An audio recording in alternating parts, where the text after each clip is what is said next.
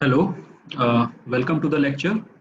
So in this lecture, we are going to analyze the singly reinforced beam. So we will solve some example to see how we analyze a singly reinforced beam.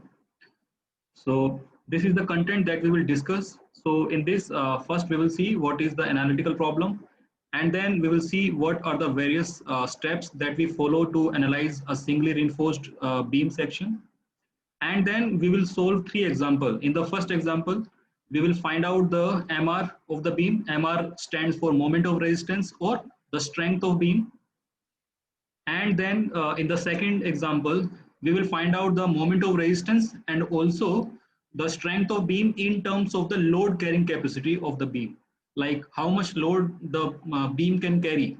So that load may be a point load or maybe a uniformly distributed load. So based on that, we will solve the second example. And in the third example, we will check the stresses. I mean, we will find out the stresses in the concrete and steel. So at any particular load in the beam, how much stress concrete is experiencing or how much stress is steel experiencing, that we will find out in the third example. So that is our content that we will cover in this lecture.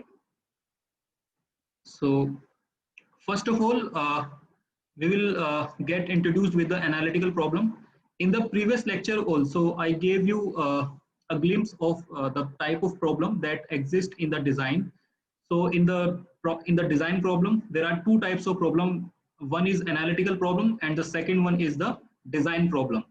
So in the analytical problem, in this lecture, we will be focused on analytical problem. So in the analytical problem, the data which is given in the problem is the size of beam. So in the question, you will be given the size of beam in terms of width, in terms of overall depth, or in terms of the effective depth. Similarly, the another data which will be given in the question in most of the cases will be the details of the reinforcement. So reinforcement in singly reinforced beam, we provide reinforcement on the tension side. So that is why the notation is AST. So AST will be given in the problem. Well, this AST will be given in terms of the number of bars. Like in any problem, it may be given like 3 bars are provided or 4 bars are provided. So we will have to find out the area of steel in total. And the things which are required to determine in the analytical problem is we may be asked to find out the moment of resistance of the beam, or we may be asked to find out the actual depth of neutral axis. So this may also be the case, like we may be asked like what will be the depth of neutral axis of the beam. Then other things that we may be required to find out is checking the section, like the section will be given and we may be required to find out uh, I mean we may be required to check whether the section is balanced section or under reinforced section or over reinforced section. And in the or other than this, we may be required to find out the load carrying capacity in terms of point load or UDL. And also in an analytical problem, this aspect can also be asked to find out like the stresses in the steel and beam. So like I have introduced in the previous slide, we will be covering the numerical which will cover all 5 parts uh, in these 3 numericals. So we will discuss them one by one, but before discussing the numerical, first, we will see what are the steps that will be used to analyze a singly reinforced beam. So first step is to find out the parameter, that is M and N. N is the neutral axis coefficient and M is the modular ratio. So these M and N, they are dependent on the permissible stresses. Now permissible stresses are sigma ST and sigma CBC. So this sigma ST and sigma CBC, we can find out them using the IS code, that is IS 456 2000. So in this lecture, I will be showing you this IS code and I will be showing you which page you will refer to find out the value of sigma ST and sigma CBC. So in the beam, you will be required to find out sigma ST and sigma CBC, and then only you will be able to find out the value of m and n, because their formula is based on the value of sigma st and sigma cbc. So that is our first step to find out the value of m and n. Then in the second step, we may be required to find out the effective depth. Well, in most of the questions, effective depth may be given directly, but if it is not given directly, then we have to find out that. So, for example, if there is a beam section, you can see here, effective depth is generally the depth between the extreme topmost fiber to the center of the reinforcement. So you can see these are the three bars. So center of the reinforcement to the topmost part. So this is called effective depth, and we represent it by small d. Similarly, the overall depth is the topmost to the lowermost part of the beam. So this is called overall depth, and we represent it by capital D. So sometimes this small d is not given directly, so we may be required to find out that from the d. So if we have to find out small d, so we can find out that, so here you can see d will be equals to the overall depth minus the clear cover and the half of the dia of bar. Well, clear cover is basically the bottom of reinforcement to the lowermost part. So this part is called clear cover, and half of the reinforcement. So half of the dia of the bar. So then we can, so this part is effective cover.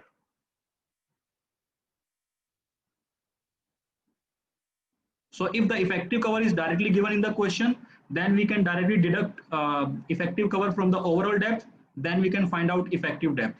Or we may be given clear cover and also the dia of bar, then also we can find out the effective depth. So there are so many ways to find out d, the small d. So we have to see that accordingly. So that is our second step. Now in the third step, what we have to do is, in the third step, we have to find out the actual depth of neutral axis, and we represent actual depth of neutral axis by x. So we have to find out the value of x by the following relation, and this relation I have already explained in the previous lecture, so you can refer to that. So this relation we will use to find out the value of x. So in the question we may be given b value, we can find out m from step 1, and the area of steel and small d we can find out from the step 2. So only unknown parameter will be the value of x. So with this relation we can find out the value of x. Then in the fourth step we will find out the critical depth of neutral axis. Well, this critical depth of neutral axis we generally refer for the balanced section. So in case of balanced section, the depth of neutral axis is called critical depth of neutral axis, and generally we represent this critical neutral axis depth by xcr.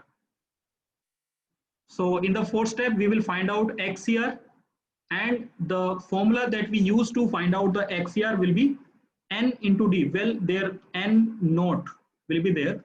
Generally n is equivalent to n naught. So sometimes if n, we sometimes use n in place of n0, or n0 in place of n. So they are actually the same.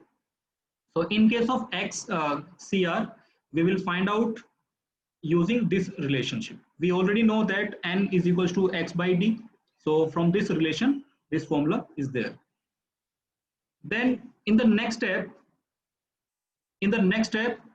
we have to compare the value of x and xcr. So x we calculated in the step 3, and in step 4 we will calculate xcr. Now in the step 5 we will compare them. We will compare x by xcr. So now if the value of x, here you see, if the value of x is less than xcr, what will happen? Here you can refer there. In case of under reinforced section, the value of x is less than xcr. So we can say that the section is under reinforced. So by comparing if value of X is less than XCR, we can say that the section is under reinforced. Now, if the value of X is equal to the XCR, then we can simply say that the section is balanced section. And if the value of X is more than XCR, then we can say that the section is over reinforced actually. So the third case will be this one. So in this case, you can see neutral axis is more than the value of XCR. So this axis, this line is the XCR, and this one is the X for under reinforced section, and this line will be the X for over reinforced section. So this is how we find out whether a section is under, over, or balanced section. Now, once we determine that our section is under or balanced or over reinforced section, then in the sixth step, we find out the moment of resistance from the respective condition. So in case if our section is under reinforced section, then we find out the moment of resistance generally from the steel side, because in this case, steel will yield first. Similarly, in balanced section, we can find out moment of resistance either from the steel side or concrete side, because in balanced section, concrete and steel will fail simultaneously. In case of over reinforced section, reinforcement will be more than required. So in this, concrete will fail first. So in this case, we find out moment of resistance from the concrete side. So we will see that in the numerical next. So we will continue our discussion in the next part. Thank you.